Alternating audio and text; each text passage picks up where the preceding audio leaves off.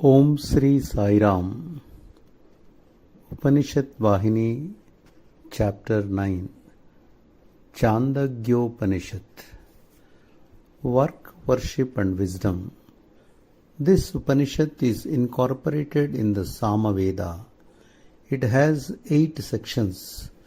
The first 5 deal with various forms of contemplative worship, upasanas, to approach the ideal.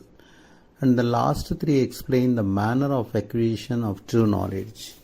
Purity of consciousness is the essential prerequisite for workshop. Single-minded concentration is essential for knowledge of Brahman, Brahma Jnana. These can be obtained by dedicated work, karma, and worship. Thus is knowledge of Brahman own. That is why in the scriptures, work is described first, worship next, and spiritual wisdom last. The first chapter of the Chandogya details the contemplative practices that form part of the Samaveda. The second describes the entire ritual of chanting sacred verses. The third presents the contemplation upasana of the sun, Surya, known as Madhu Vidya. The Gayatri contemplation and the science of devotion. The fourth teaches the science of absorption, Samavarga Vidya. And the 16-phased science of Brahman, Brahma Vidya. The fifth elaborates on the 3 sciences, Vidyas, vital air, prana, the 5 sacred fires, and the omnipresent self, Vaishvanarava. Being or isness is the universal quality of all objects. Uddalaka taught his son Svetaketu knowledge that, if known, would make all things known. The knowledge of mud and of gold will give knowledge of all pots and pans, as well as of all bracelets and necklets. Mud and gold are the truth. Their modifications and transformations are temporary, mere name forms. So too, the world, like the pot and the bracelet, is just an effect. And the cause is being or is Sat. Isness is common to all objects. The pot is the bracelet. Isness becomes manifest through association with the pots and pans, the bracelets and necklaces. Isness may not be apparent to gross intelligences, for it needs subtlety to realize it. The rosy color manifested in the rose is even in the absence of the flower. It becomes apparent only when it adheres to the rose. It is not apparent when such attachment is non-existence. Similarly, the isness, that is the universal character of all objects, persists even in the absence of objects. Prior to creation, there was only just this isness. There was no void then. This isness was everywhere. When the ease was reflected in primal activity Maya, it resulted in the Lord Ishvara, who partook of that activity to manifest as the universe with the 3 elements of fire, earth and wind. All creation is but the permutation and combination of these 3. By knowing Atma, you will know all. Uddalaka's lineage is steeped in the study of the Vedas, so it is famed as a noble, high-born family. But Svetaketu, his son, was wasting precious years after his thread investing ceremony, Upanayana, in idleness without using them for Vedic study. This caused Uddalaka concern, for one who is born as a Brahmin but neglects the study of the Vedas does not deserve that appellation. Such a one can be called only one who has relatives who are Brahmins. So, Uddalaka took Svetaketu to task and forced him to go to a teacher.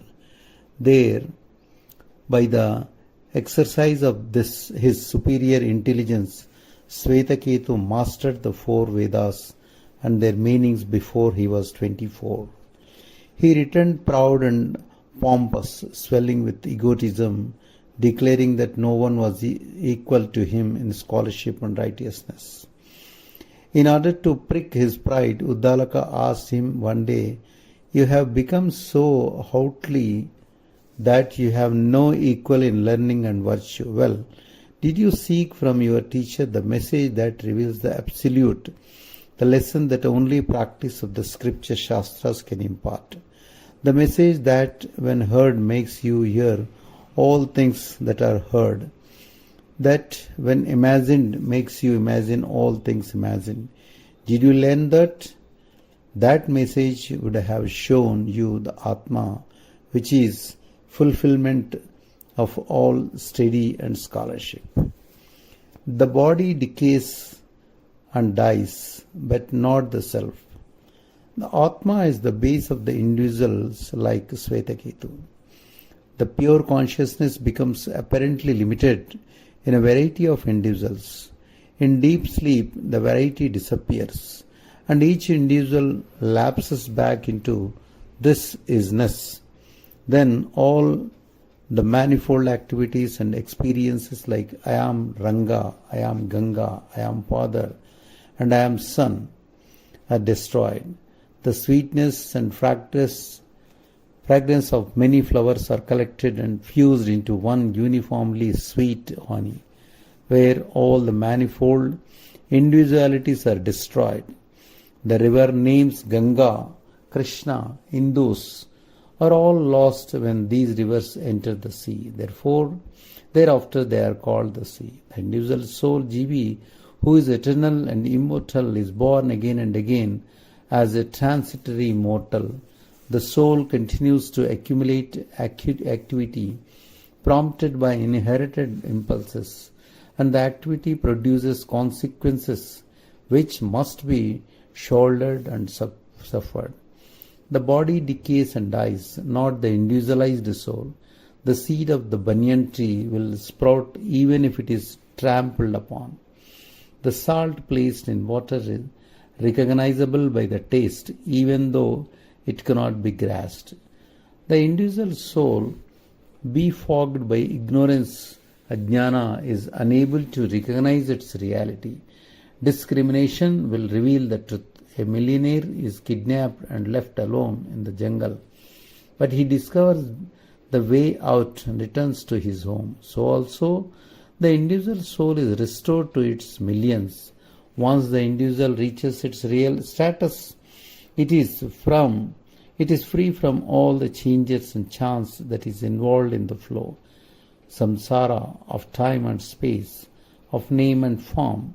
If the individual does not reach that status, then, like the happy sleeper who wakes into the confusion of the day, it will be born into the world of decay and death.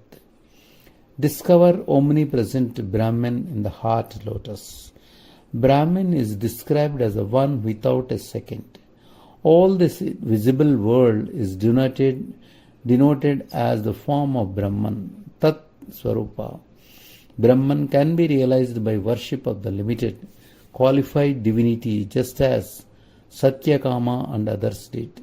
The path of contemplation of Brahman is also called the path of the spinal nerve current. The omnipresent Brahman can be enclosed and discovered in the firmament of the heart. It is the capital of that kingdom, since he is seated there. The heart is called the house of Brahman. Brahma Vesma. That firmament cannot, of course, limit or set boundaries to the illimitable Brahman.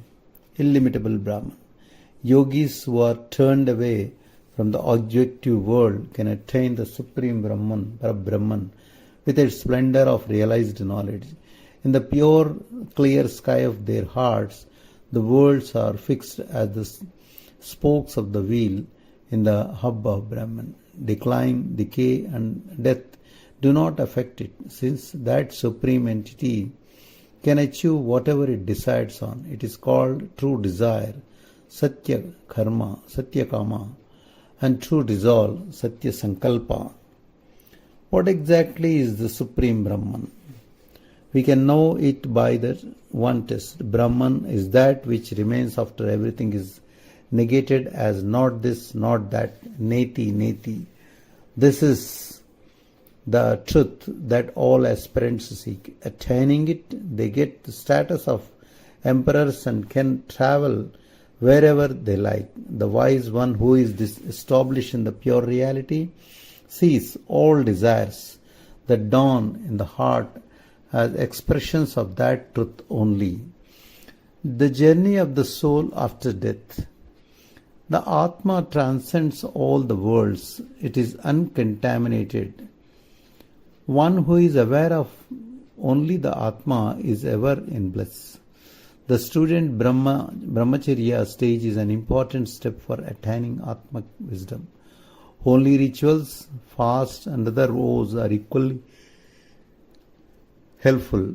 The solar energy surges through the countless nerves of the body. The senses merge in the mind at the moment of death. The individual jivi who has realized that it was all this while limited by the mind, then escapes into the lotus of the heart space, Hridaya Akasa, through the nerves. At last, on point of the death, the individual soul moves out of the spinal column into the solar rays and from there to the realm of the sun, Surya Loka itself. The journey does not end there. It reaches out into the realm of Brahman, Brahmaloka. But the individual who is caught in the mire of ignorance, ajnana, who is identified with the mind and its vagaries, escapes through the ear or eye or other senses and falls into worlds where activities, karmas rule. The feeling of content and joy one gets in deep sleep is the result of wisdom, jnana, persisting in the individual. Expand your consciousness for liberation. The individualized consciousness, chitta, is the source and support of resolution. All resolutions, decisions, and plans are products of the consciousness. They are of its form. They originate there. They are resisted there. That's why when death overtakes a scholar of all scriptures, shastras, the scholar becomes but the equal of ordinary people and has the same fate as the ignorant person, ajnani. The consciousness has to be saturated with the Brahmic endeavor. Only then will it be an instrument of liberation. Freed from the shackles of resolve, sankalpa, the mind, etc., cannot free itself as the consciousness can. The consciousness discriminates between resolutions. It tests them as duty and not duty and justifies with proper reasons the classification it has made. Once this selection is made, the word utters it, the name signifies it, the special sound forms or mantras incorporate the resolutions, accepted as duty. By the purified consciousness, the rites become one with the mantras. There can be no proper action without consciousness. Next, about meditation, dhyana, which is superior to individual consciousness. Meditation is the fixing of the intellect, buddhi, on the divine. When it transcends such inferior helps as images, idols, and saligrams, naturally formed linga stones. In meditation, all agitations cease, all modifications are unnoticed on account of the effect of quality of inertia, tamoguna, and even of the passionate quality, rajoguna. All created things like the waters, hills, mountains, stars, planets, and people with the spark of the divine in them, or agitation bound, change bound, spiritual knowledge, vijnana, knowledge based on experience, is steeped in the scriptures, shastras, is better than meditation. Spiritual knowledge is attained by meditation, so it is more valuable than meditation. Superior to spiritual knowledge is strength, fortitude, vigor. It illumines the objective world. It sharpens the intuition. Pratibha, intuition, is the power by which you can sense the consciousness in all knowledge objects. Now, there is one becomes powerless. Now there is one thing superior even to intuition, food, sustenance. It is the support of life. Deprived of it for 10 days, one becomes powerless to grasp anything. It is life that makes possible study, service of teachers, listening to their teachings, cogitation over what is taught, and the earning of illumination, tejas. Illumination is higher than intuition or food. Illumination is fire, heat and light. Illumination creates water, and water produces food. Illumination can make even wind lighter. It shines as lightning and sounds as thunder. Ether is superior to illumination. Remember, it is through ether that sounds are transmitted and heard. Love and play are products of ether. Seeds sprout on account of ether or space. Now consider this. Memory is superior to ether. Without it, all experience is meaningless. All knowledge is waste. All